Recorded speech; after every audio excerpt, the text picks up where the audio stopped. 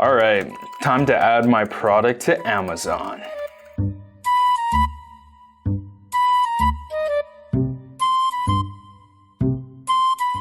Wait, add an ID? What's this?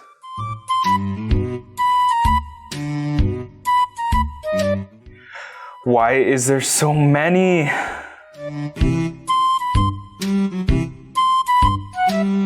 You just tried to list your product on Amazon, but it says you need a product ID. And when you click the drop-down menu, there's several different ones. So what does this all mean? And which ones do you need? Don't worry, I got you. In this video, we're gonna break down what each ID means, which ones you need, and where to get them. Let's get into it. So what are product IDs? Product IDs are part of a universal system called GTINs, and GTIN stands for Global Trade Item Number. These numbers are universally recognized product IDs that are used for international trade. They're managed by a global organization called Global Standards 1 or GS1. GS1 makes sure that items are uniquely identified so that they can be bought and sold as well as sorted and tracked. Now, you might be saying, wait, hold up. What about ASINs and FNSKUs? Aren't those product IDs as well? They do help to identify your products, but in a different way. So let me explain. Now, let's look at the difference between a GTIN and an ASIN or FNSKU. ASINs and FNSKUs are Amazon and seller specific. ASIN stands for Amazon Standard Identification Number, and this is automatically assigned by Amazon to identify and track your items. An FNSKU code is a Fulfillment Network Stock Keeping Unit. FNSKU codes are generated by Amazon and need to be on the product packaging for each item. You'll find these when you print your shipping label, and they'll come in PDF format. Now, generally, you can get your supplier to put each FNSKU code onto your product via like a sticker or something, but I've even seen people put the FNSKU code right into their product packaging. So just send that PDF to your suppliers and they should be able to take care of it. Or you can pay Amazon to do it, but they charge 20 cents per unit, which kind of bites into your profit. Bottom line is that ASINs and FNSKU codes are both native to the Amazon ecosystem and aren't recognized outside of it. Only GTINs are universal. They're used by Amazon, but they can also be used on other marketplaces like eBay or Walmart. So now, what type of GTINs are there?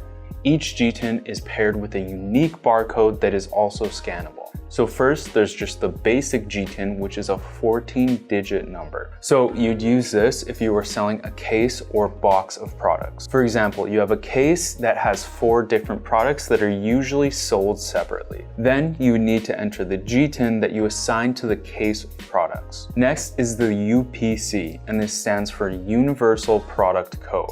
This is a 12-digit number, and although they call it universal, it's actually only used for Canada and the United States. Next is the EAN, and this stands for European Article Number. It's a 13-digit number, and you guessed it, it's for selling on the European markets. There's also a JAN, which is the Japanese Article Number. This is obviously if you're selling in Japan. Now, I will mention 2 others that most of you probably won't encounter. Now, there is the ISBN, which is the International Standard Book Number. So this is only if you're selling books, which I assume a lot of you aren't. Finally, there's the GCID. This stands for Global Catalog Identifier.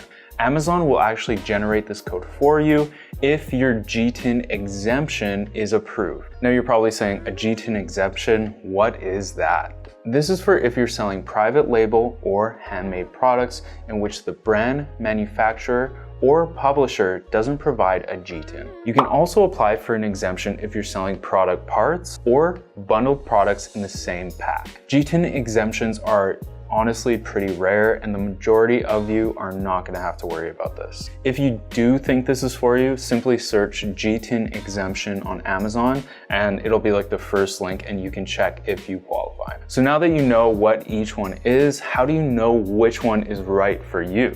Different product categories are gonna have different GTIN requirements. I put a link in the description below so that you can find your product category and the GTIN you'll need. Here's another fun one. What if you have variations? Each variation is going to have its own product ID. Different sizes or colors, they're all going to need their own product ID. So say that I have this green shirt in a large, that's going to need its own product ID, but so are all of the other ones. So the small green shirts, the medium green shirts, and the XL green shirts, you need 4 product IDs. And likewise, if I had a blue shirt, each size is also going to need a product ID. So where do you get these product IDs? GS1, that is the only place you should be buying your codes from.